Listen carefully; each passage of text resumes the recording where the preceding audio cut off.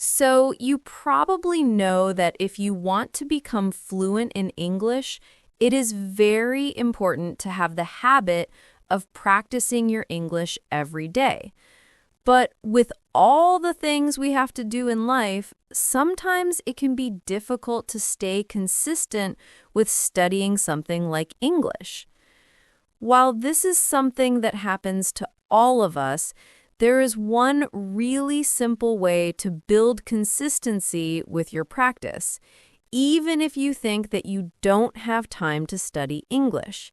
So in today's video, I am going to introduce you to this idea of systems and give you some tips that are going to help you make your English practice much more consistent so that you can finally reach all of your goals in English, even if your time is really limited. So let's go. So before I introduce you to this topic of systems, which is going to be extremely helpful, it is really important that we first talk about why it is so difficult for us as human beings to keep good habits. If you're anything like me, your life is full of many different distractions. You can easily spend hours watching series on Netflix or watching videos on your favorite social media platform. Now, between doing something that takes more effort, like sitting down and opening your English grammar book, or doing something that is fun and easy, like watching a funny video on TikTok, our natural tendency is always to choose the thing that is easier or more comfortable right now. Not knowing why you started studying in the first place makes it really difficult to practice consistently. That's why it is so important to have a clear goal. A clear goal can point you in the right direction. Without a clear goal, it's like you're trying to throw darts without a dartboard. But here is where things get interesting. It's not enough to just set goals. You also need systems. So goals are a one-time event, but systems are how you reach them. It's a bit like the difference between a journey and a destination. So let me give you a couple of examples. If you want to lose weight, then the amount you want to lose is your goal. But your system is eating healthy and exercising, right? Or maybe something more relevant to you.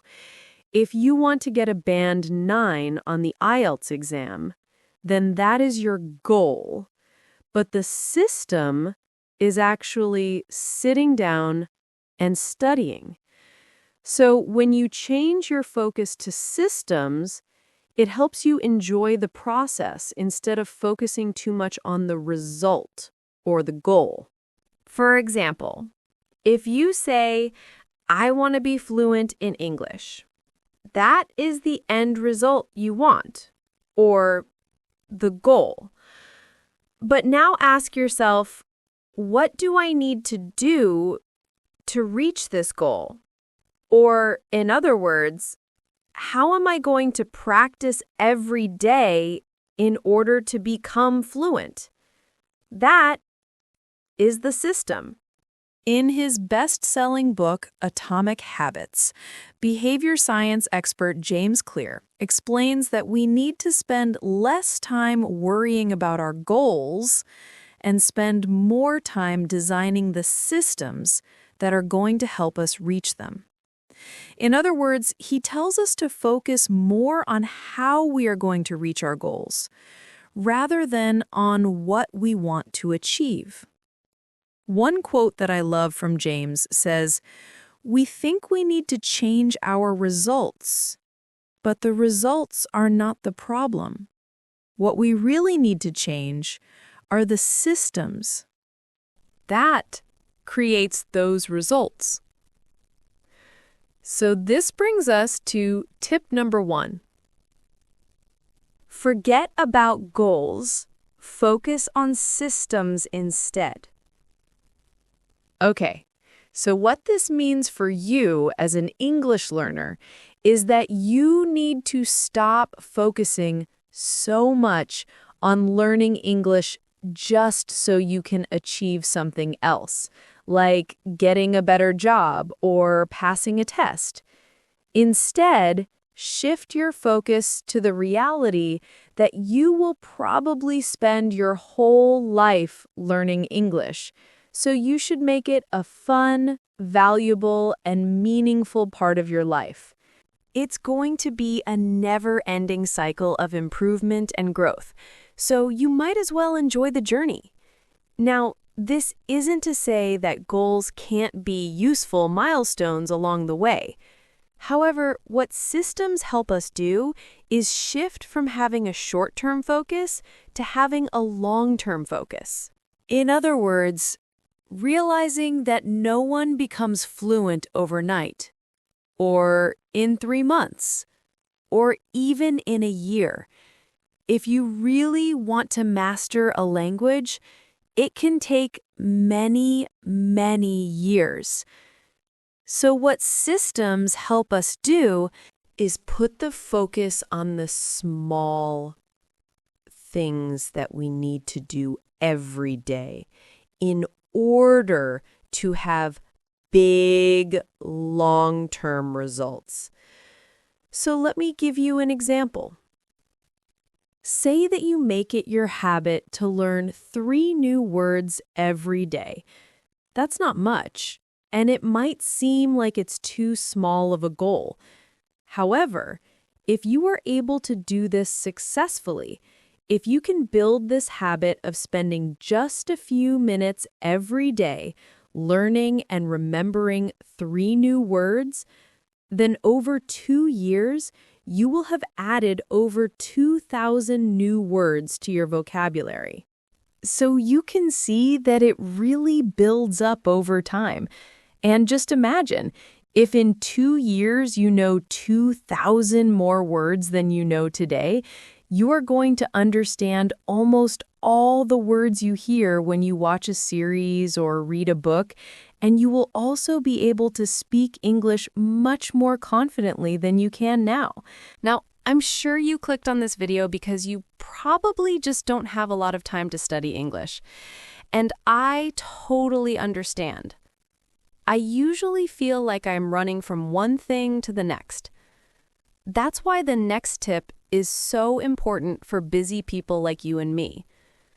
But before we move on to that, I want to let you know that if you enjoy videos like this that not only help you improve your English, but also help you improve your life, well, we bring you a new one every single week.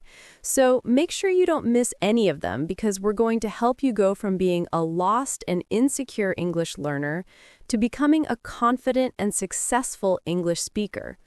Hit that subscribe button and the bell below so YouTube can let you know every time we publish a new one. And that brings us to the second tip: develop micro habits.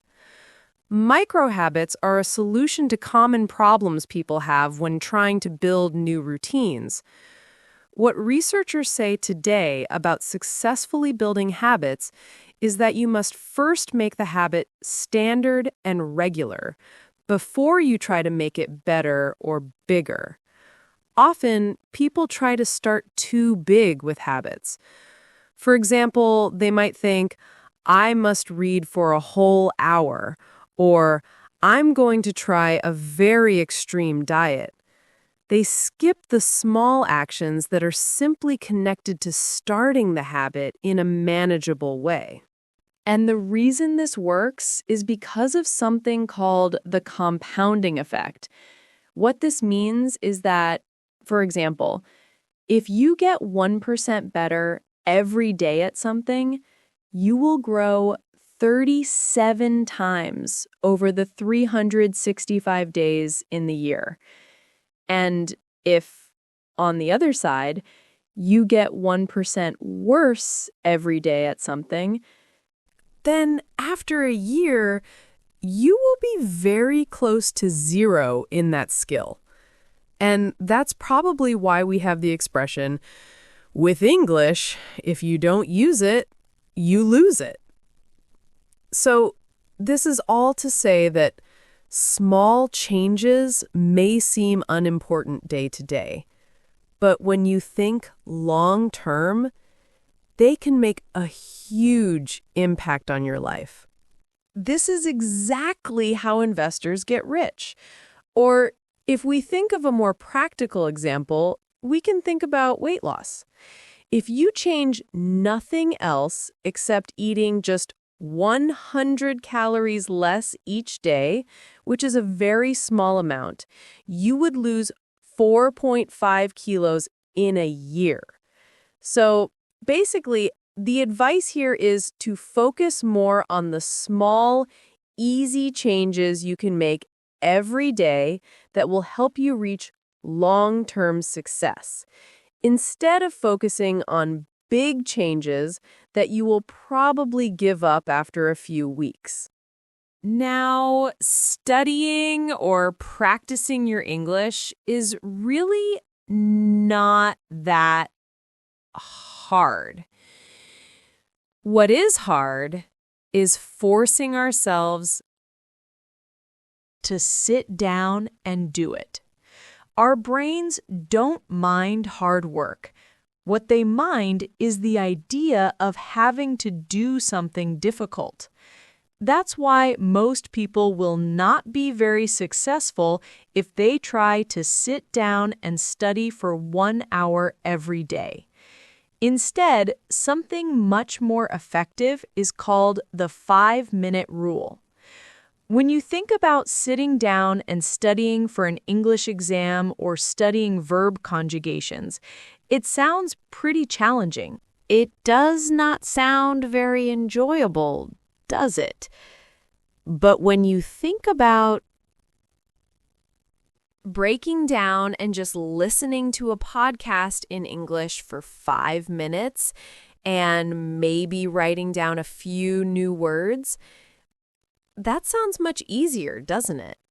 The interesting thing is that for most of us, if we put on a podcast with the goal of listening for 5 minutes, we will probably listen for more than that. Starting is really the hardest part for us. But once we start, those 5 minutes may turn into 10 minutes, 15 minutes, or maybe even 30 minutes or more. Now, your goal here should not be to trick your brain into studying for an hour by telling it that you will only study for 5 minutes. Instead, the goal is to build a healthy habit of studying consistently. If those 5 minutes turn into 15 or 30 minutes, that's great. But if they don't, then you should still feel proud if you only do 5 minutes and check off your English study for the day. So I want to suggest and challenge you to add a new micro-habit to your life, and that is to have a conversation every day for just 4 minutes. Now, that might sound a bit strange. Who is going to want to talk to me for only 4 minutes? Well, there are English apps, and you can do exactly that. Anytime, anywhere, you can just press a button and have a fun and meaningful 4 to 8 minute conversation with another English speaker from another part of the world. And remember how earlier I talked about the micro habit of learning just a few new English words every day? You can easily practice speaking English using various language resources. Many platforms allow you to simply press a button and have a fun and meaningful conversation, usually lasting 4 to 8 minutes, with another English speaker from a different part of the world. And remember the importance of learning just a few new English words every day? A great and enjoyable way to do this is by listening to a good English podcast. You can often find these podcasts on standard media players, sometimes with a full transcript. Many learning tools also offer vocabulary flashcards that can help you practice new words so you won't forget them. So, what are you waiting for? Look for these free language learning resources in your favorite app store or on their main website today. And finally, tip number 3, consistency is key. So, the best way to be consistent when learning a language like English is to develop a bilingual lifestyle. Now, what do I mean by this? Remember, earlier I said that you should not just learn English, but actually make it an important and meaningful part of your life. Now, there are many different fun ways to do this, and many of them are really simple. It could be small things like changing your device's language to English. That can mean your phone, your social media accounts, your computer, etc. And that way, you learn little words by actually using these things. I still remember in Portuguese the word for chat because when I was learning Portuguese, I changed my Facebook language to Portuguese. And there are many other things I've talked about today. Building a habit of listening to podcasts, either podcasts for English learners or podcasts by native speakers about topics you like. And the great thing about this is that it's really part of a bilingual lifestyle. You can do it while doing other things, like waiting in line at the supermarket, driving to work, or running. And of course, if you're watching TV series, try to always watch them in English with or without English subtitles. Listen to your favorite songs and look up the lyrics. All of these can be great ways to have small daily contact with the language. And they are probably things you are already doing anyway, so it's a very easy change to make. And with all of these things, remember that 5 minutes a day is much better than 2 hours twice a week. So with all of this, you really need to change your mindset. Think long term instead of thinking too much about your goals. You start to see that success comes from doing small things every day rather than doing huge efforts in a short amount of time. We all want to believe there is some magic pill that will suddenly help us become fluent or get in great shape, but whatever our goal is, it always requires daily effort. Going to the gym, or for us, studying vocabulary every day, and creating a lifestyle that supports that. I promise you that if you commit to the process, you will see progress. There is another really great quote from the book Atomic Habits by James Clear that I love, and it says, "You do not rise to the level of your goals. You fall to the level of your systems." So today we have been talking all about building new habits, and I want to hear from you. After watching this, what new English habit do you want to add to your English practice? Share it down below. And also check out what other learners said. It might give you a great idea for something you can add to your own English lifestyle. So today we have talked about why, opposite to what most people think, focusing too much on goals is not helpful.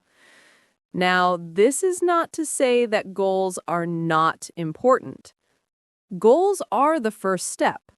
In fact, with all of my coaching students, on the very first day, I ask them to think about why they are learning the language.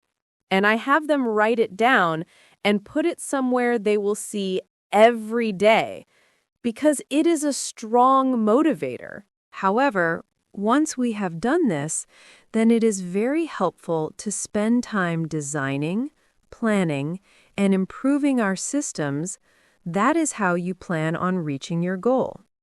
If you do this, then learning English is going to become an easy habit for you, and you will naturally become a confident English speaker because of these good habits and daily learning. So this is how most of us live our lives, including me. And it is really important for us to understand. English is a skill. Skills grow with practice, and fear disappears when you speak. Perfect English doesn't exist. Just know that. And that brings us to the end of our lesson today. Thank you for joining us. If you like this video, please give it a thumbs up and subscribe to our channel for more.